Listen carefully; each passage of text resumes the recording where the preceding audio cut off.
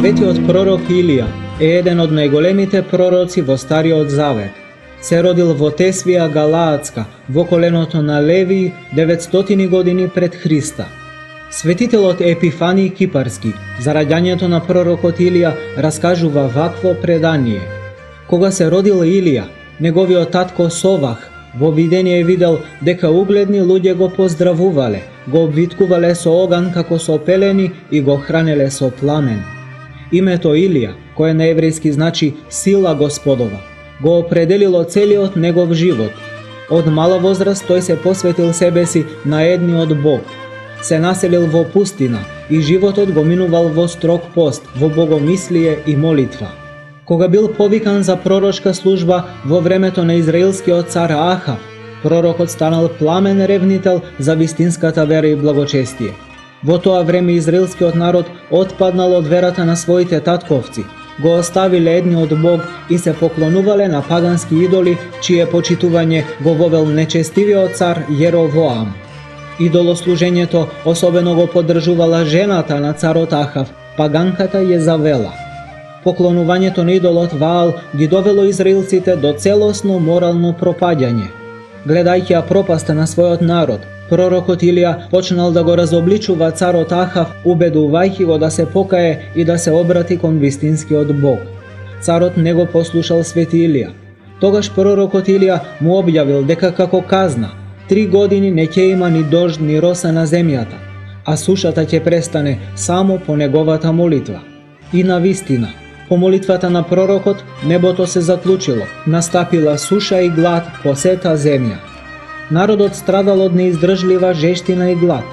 Господ по своето милосрдие, гледајќи го страдањето на луѓето, бил подготвен да ги поштеди сите и да испрати дожд на земјата, но не сакал да ги наруши зборовите на пророкот Илија, кој горел од желба да ги обрати срцата на израелците кон покаяние и да ги врати кон вистинското богопочитување.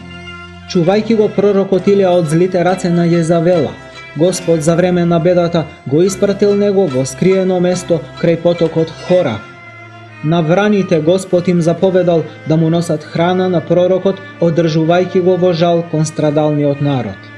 Кога потокот Хорав пресушил, Господ го испратил пророкот Илија во Сарепта Сидонска кај сиромашна вдовица која страдала заедно со своите деца во очекување на смрт од глад.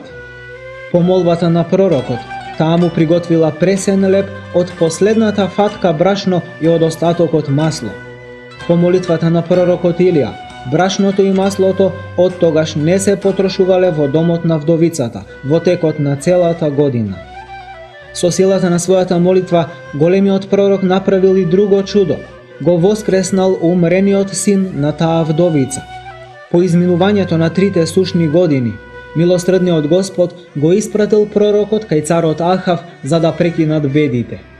Пророкот Илија заповедал да се собере на гората Кармил целиот народ Израил и жреците на Ваал. Кога народот се собрал, пророкот Илија предложил да направат 2 жртвеника, еден од жреците на Ваал, а друг од пророкот Илија за служење на вистинскиот Бог. На кој од нив ќе слезе оган од небото, тоа ќе биде укажување чии Бог е вистински, рекол пророкот Илија. И сите ќе мора да му се поклонат нему, а оние што нема да го признаат него ќе бидат предадени на смрт. Први пристапиле кон жртвопринесување пророците на Ваал. Тие викале кон идолот од утро до вечер, но напразно, небото молчело. Вечерта свети пророк Илија го подигнал својот жртвеник од 12 камења, според бројот на племињата Израилеви. Ставил жртва на дрвата, заповедал да се ископа околу жртвеникот ров и да се полеат жртвата и дрвата со вода. Кога ровот се наполнил со вода, пламениот пророк се обратил кон Бога со огнена молитва. Господ да испрати оган од небото за вразумување на заблудените и ожесточени израелци и да ги обрати нивните срца кон себе. По молитвата од пророкот, од небото слегол оган и ги запалил жртвата, дрвата, камењата и водата.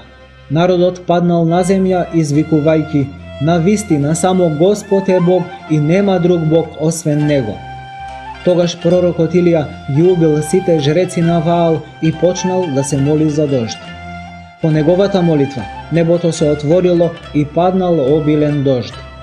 Царот Ахав ја осознал својата заблуда и ги оплакувал гревовите, но неговата жена Језавела сакала да го убие Божиот пророк. Пророкот Илија избегал во јудејското царство и жалејки што не можел да го искорени идолопоклонството, ја барал од Бога својата смрт. Пред него застанал ангел Господов, го закрепнал со храна и му заповедал да оди на далечен пат. 40 денови и ноќи одел пророкот Илија и кога стигнал до гората Хорив, се населил во пештера.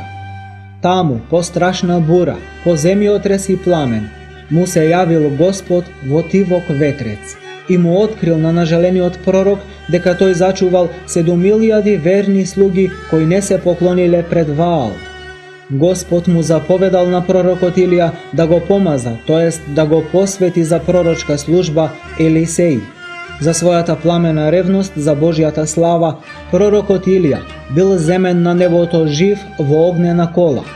Пророкот Елисеј бил сведок на восходењето на пророкот Илија на небото во огнена кола и од него ја добил наметката што паднала како дар на пророчкиот дух, и тоа двојно поголем отколку што имал пророкот Илија. Според преданието на Светата Црква, пророкот Илија повторно ќе биде испратен на земјата како претходник на страшното второ Христово доаѓање на земјата.